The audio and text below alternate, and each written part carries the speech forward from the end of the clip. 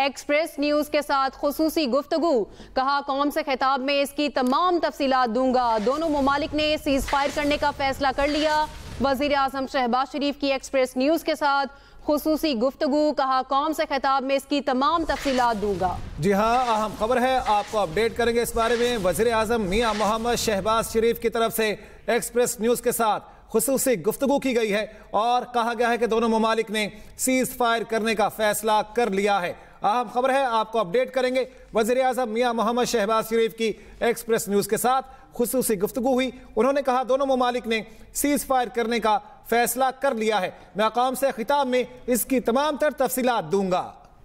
Express news کا وزیر اعظم سے یہ سوال پوچھا، انڈیا کے ساتھ ہماری کیا شرائط طے ہوئی ہیں، یہ سوال کیا گیا۔ مزمل شاہ ہمارے ساتھ موجود ہیں۔ مزمل، کہیے گا، بھارت نے پہلگام واقعے کو بنیاد بنا کر کشیدگی بڑھائی، بھارت نے طیارے بھیجے، اس کا جواب دیا، ڈرونز گرائے گئے، انہوں نے ہر جگہ ان کو منہ کی کھانا پڑی، ہر کوشش ناکام ہے۔ سٹیپ بیک تو بھارت کو کرنا ہی تھا۔ دیکھیں، یہ دس is nothing less then a victory, کیونکہ ایک ملک جس کا $85 بلین کا ڈیفنس بجٹ ہے، اس نے $10 بلین سے بھی کم والے ڈیفنس بجٹ کے کنٹری کے ساتھ نیگوشیٹ کرنے کی بات کر لی، اور ساتھ ساتھ یہ کہ اپنے سے 8 گنا چھوٹے سائز کی ملٹری کے ساتھ سٹیل میٹ بھی برداشت کر لیا، انفیکٹ ڈومینیٹ کروا لیا۔ تو اس کے بعد اگر ٹیبل پہ آنے کا انہوں نے فیصلہ کیا، اس کا مطلب ہے they knew they have more to lose. ایسا کبھی نہیں ہوتا کہ ایک فریق اتنا ڈومینیٹ کرے اور پھر بات کرنے پہ تیار بھی ہو جائے۔ تو اگر ان کی طرف سے آمادگی کا اظہار کیا گیا، جو کہ ملٹری سورسز پاکستان کے بتا رہے ہیں کہ they were the first to call for peace basically، کہ بیٹھ کر بات چیت اب ہو جائے، کیونکہ آج صبح کی پریس کانفرنس آپ ملاحظہ کریں جو وہاں سے ہوئی ہیں، اس میں جو ٹون تھی، اس میں جو باڈی لینگویج تھی، اسی میں ہی آپ کو ایک لو کانفیڈنس کا ایلیمنٹ دکھائی دے رہا تھا، جس میں یہ کہا گیا، جو ان کی خاتون ترجمان ہیں، انہوں نے یہ بولا کہ اگر پاکستان ایسکلیٹ نہیں کرے گا تو ہم نہیں کریں گے۔ تو جو ٹون چینج ہوئی وہ اس کے بعد ہی ہوئی جو کل رات کے ایونٹس تھے، کہ ودن اے فیو آورز یہ سارا جو ڈیٹرنس ہم نے مینٹین کیا ہے اور جو پش بیک دیا، I think this was historic, and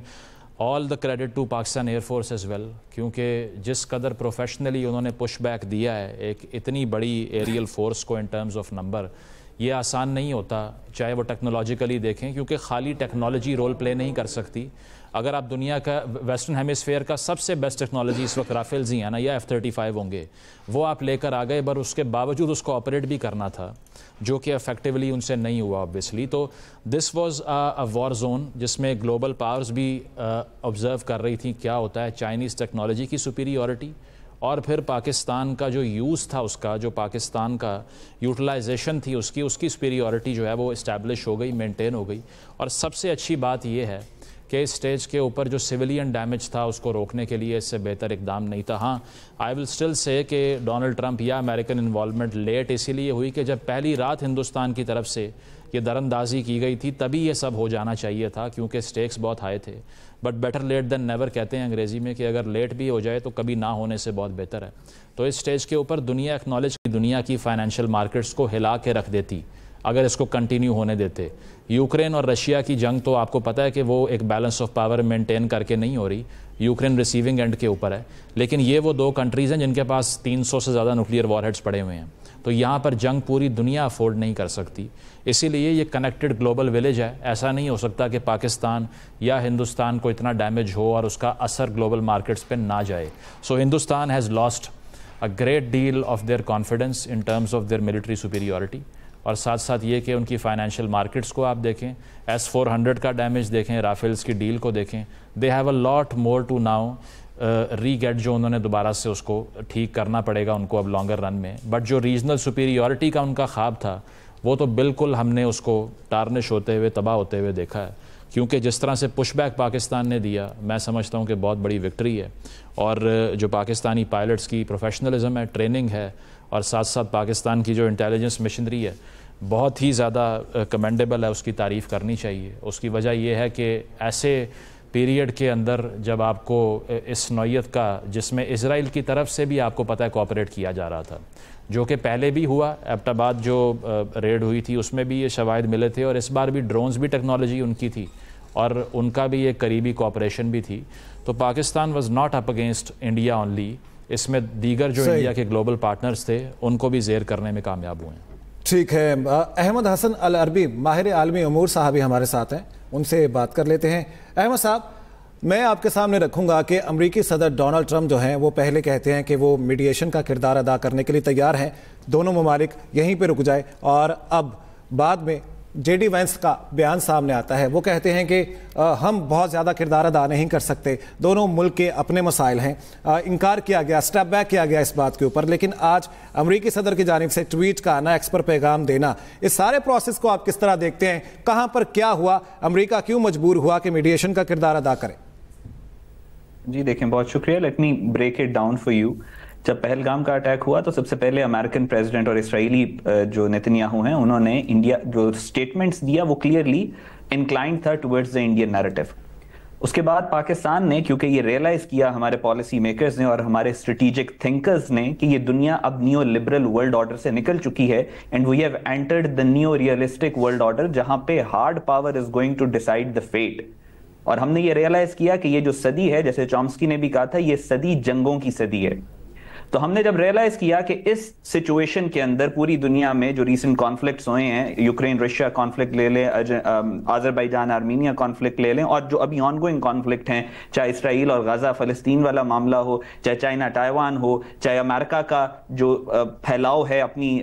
hegemony کا پورے مڈل ایسٹ کے اندر، تو وی ریئلائزڈ کیٹیگوریکلی کہ پاکستان کو اپنے آپ کو ڈیفینڈ کرنے کے لیے اسٹریٹجک اوفینس کا استعمال کرنا پڑے گا۔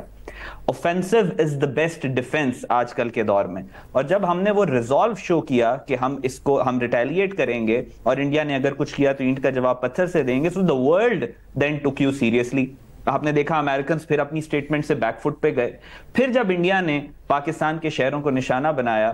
کنونشنل اٹیک کیا پاکستان کی سٹی اربن سینٹرز پہ، تو اس کے بعد پھر پاکستان نے کہا اب ہمارے پاس رائٹ ٹو ریٹیلیٹ ہے۔ ابھی ہم نے اپنے آپ کو ڈیفینڈ کیا، وہ جب ہم نے ان کے طیارے مار کے گرائے، ہم نے ان کی ایئر فورس کو ڈسٹروائے کیا۔ فرسٹ ٹائم ملٹری ہسٹری میں پہلی دفعہ ایسے ہوا ہے کہ جنگ کے پہلے 2 سے 3 گھنٹوں میں آپ نے دشمن کے 4 طیارے گرا دیے، آپ کا کوئی نقصان نہیں ہوا ایئر فورس کا، آپ کے پاس ٹوٹل ایئر سپیریورٹی تھی، اور اس کے بعد آپ نے ان کے کمانڈ اینڈ کنٹرول سینٹر اور نرو سینٹرز کو ہٹ کیا، ان کی اسٹریٹجک اسپائنل کارڈ کو ملٹیپل جگہوں سے آپ نے فریکچر کیا، اور اس کے بعد پھر ہم نے یہ کہا کہ ابھی یہ ہمارا ڈیفنس تھا اور اب ہم ریٹیلیٹ کریں گے، and nation is going to guard the right of retaliation. تو پھر امریکنز جو اس وقت ڈی ایسکلیشن کی بات کر رہے تھے انڈیا کے کہنے پہ کہ انڈیا نے تو پاکستان کے اربن سینٹرز کو ہٹ کر دیا، اب آپ نہ ہٹ کریں اور ڈی ایسکلیٹ کریں، جب ہماری طرف سے ریزالو کیا کہ نہیں بھائی ہم نے ریٹیلیٹ کرنا ہے، تو پھر جے ڈی وینس کا یہ سٹیٹمنٹ آیا کہ ہم اس جنگ میں فریق نہیں بنیں گے اور ہمارا کوئی لینا دینا نہیں، اور یہ اور جب کل رات والا، کل فجر کے بعد جو پاکستان نے آپریشن لانچ کیا، ہم نے ان کو ہٹ کیا، ان کے نرو سینٹرز کو ٹارگٹ کیا، ہم نے الحمدللہ اللہ کے فضل سے انڈیا کی ملٹری اور انڈیا کی ایئر فورس اس وقت پاکستان کے رحم و کرم پہ ہے۔ تو پھر یہ امریکہ نے دوبارہ سے جو میڈیشن اور انڈیا کے کہنے کے اوپر دوبارہ ان کو بیچ میں لے کے آیا، اور یہ ڈونلڈ ٹرمپ کی جو ابھی سٹیٹمنٹ آئی وہ آپ کے سامنے۔ صحیح، بالکل صحیح۔ شہباز رانا صاحب آپ کہیے گا، ابھی امریکن سٹیٹمنٹ آ گئی ہے امریکہ کے صدر کی جانب سے، بھارت کبھی بھی کچھ بھی کر سکتا ہے کیونکہ وہ کہتا کچھ اور ہے کرتا کچھ اور ہے، تو ہمیں پھر بھی ابھی ہوشیار رہنا ہوگا۔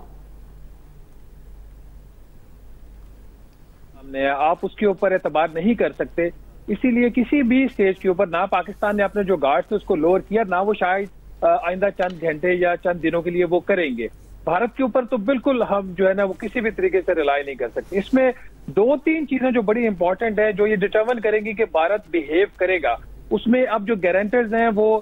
The United States of America ہے، اس کے پریزیڈنٹ کی طرف سے اسٹیٹمنٹ آئی ہے، اس کے وائس پریزیڈنٹ کی طرف سے اسٹیٹمنٹ آئی ہے، انہوں نے گارنٹی کیا۔ بھارت کل اسی طریقے سے اگر کوشش کرتا ہے فائر کو وائلیٹ کرنے کی، کوئی بھی بےہودہ قسم کا جو الزام جیسا کہ اس نے پہلے پاکستان کے اوپر لگایا تھا پہلگام والا، وہ لگا دیتا ہے، تو اس کو ایویڈنس دینا پڑے گا۔ اگر ایویڈنس نہیں دے گا تو امریکہ کی اپنی جو اس کے اندر ایک پوزیشن ہوگی، اس کے علاوہ کوئی اور بھی گارنٹر ہے، ابھی ہمیں تو نام تو سامنے نہیں ہے، امریکہ کی طرف سے اسٹیٹمنٹ آئی ہے، تو یہ چیز بڑی امپورٹنٹ ہے جو سیز فائر کو جو ہے وہ انشور کرے گی۔ دوسرا، جس طریقے سے پاکستان نے رسپونڈ کیا ہے، یہ اگر ہم اپیزمنٹ کی پالیسی کو اپناتے جو ہم نے 2019 کو اپنائی تھی، جب بھارت نے کشمیر کا سٹیٹس چینج کرنے کی کوشش کی اور ہم کچھ نہ کر سکے، تو پھر آج بھی وہی کچھ ہوتا جو 2019 میں ہوا تھا۔ بھارت ایک نیا نارم سیٹ کرنے جا رہا تھا، پاکستان نے اپنا ایک اسٹرانگ ریزالو شو کیا، نہ صرف ریزالو شو کیا، اس کا اربوں ڈالر کا نقصان کیا، چاہے وہ اس کے رفال ایئر کرافٹ تھے، اس کے دوسرے جو रशियन मेड एयरक्राफ्ट थे, उसके फिर जो S-400 उसका जो मिसाइल सिस्टम है, उसकी बैटरीज को जो तबाह किया, ये बिलियंस ऑफ डॉलर्स का सिर्फ ये लॉस है। इसके अलावा जो पाकिस्तान ने अटैक करके उसका लॉस किया वो इसके अलावा है। तीसरी चीज, जिस तरीके से उसके जो लॉसेज हुए एयरफोर्स के, और अगर आप आज की 2 तस्वीर जो पिक्चर्स आई हैं, वीडियोज वहां से आई हैं, एक उनकी जो सुबह उनकी एक प्रेस कॉन्फ्रेंस थी, उसमें जो उनकी बॉडी लैंग्वेजेस थी, और जो एक प्राइम मिनिस्टर